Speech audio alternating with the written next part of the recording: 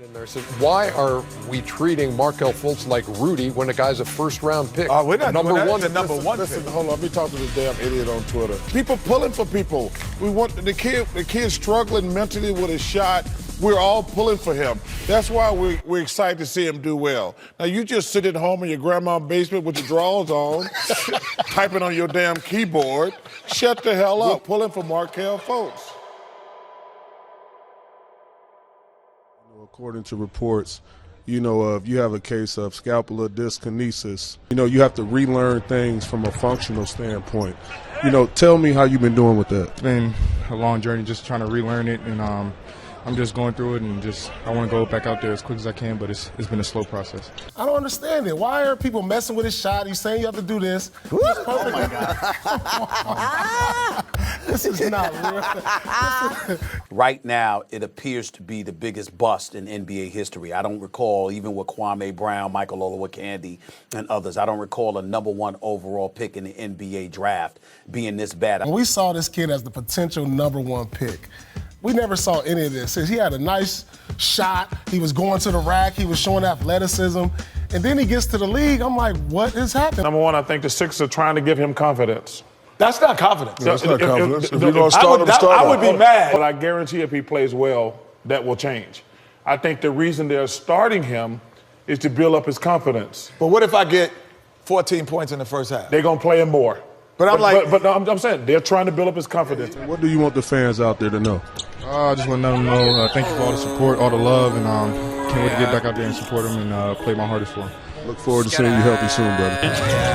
Here's Fultz now, right to the iron with a throwdown. Ball picked up by Fultz. He's got 3 steps on everybody. Somewhere between a shot and a pass. Fultz on a breakout slam. Goodness. Fultz back in spinning. Driving. Fultz attacking the baseline. 15-foot jumper. Good. And the foul. Fultz showing off the moves and the touch inside. Good game tonight. Fultz spinning. Hayes is there. What's going on, everybody? It's your boy BrandoFlash, man. Here to talk to you guys about Markelle Fultz and his sudden comeback in the league, man. Markelle Fultz was drafted first pick in the 2017 draft and went to the Philadelphia 76ers back when they had all those guys, Ben Simmons and Embiid, and they had that whole process going on. And everyone was expecting that roster, those big three, that they thought it was the big three for real back in those days, man. They thought, they was going to eventually progress into very young star players and have a dynasty back in Philly, but obviously we know that didn't turn out to be as how it planned it. Markelle Fultz, though, his journey in the NBA has been a crazy one. Everyone has been kind of saying and accepting that this guy is a bust and that this guy really is one of the biggest busts in the NBA since he was the first-round pick, and we don't really see that much often except for other guys that we all know and love like Kwame Brown and Sam Bowie. But lately, I would say he has been turning up. So not any crazy numbers or anything like that, but I think it's the progress in which he has performed and shown on the court. His jump shot is looking a little bit better. He's been having that same similar jump shot he's been having in college. And it looks like as though his shoulder is not giving him any pain, any issue.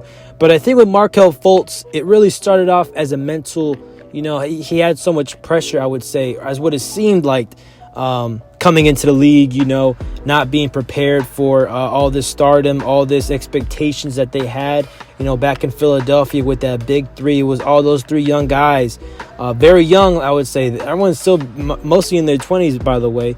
But when they just got drafted, they just turned 20 or stuff, and wasn't really expecting to put that much effort into the league at such a young age. I think for him, it was more so also mental issues and mental problems, trying to live up to the expectations, I would say. And I think as though in those situations, man, it's hard for a player to really find his potential in his own ways. I think it's best to give him his time to find out what he likes and what he can do in the league.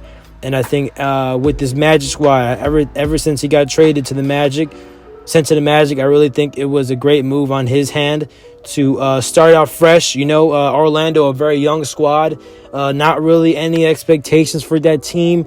And now with the young guys they have right now, including the new draft pick they just got, Paulo Ranchero, or whatever his name, Honcho, whatever.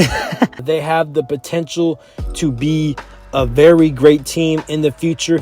And I really think nowadays, in terms of the NBA, the best way to build a dynasty, I really think, is to not really get star players from other teams and just hoping that the chemistry works.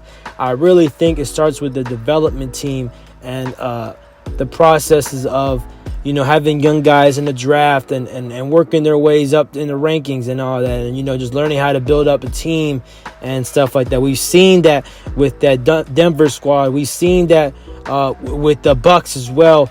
And I really think that this will continue to be an ongoing process because I really think that super teams aren't really the best nowadays. I really think that it really comes down to the fact that these guys that are stars and, they come to these teams, they get paid the big bucks, right?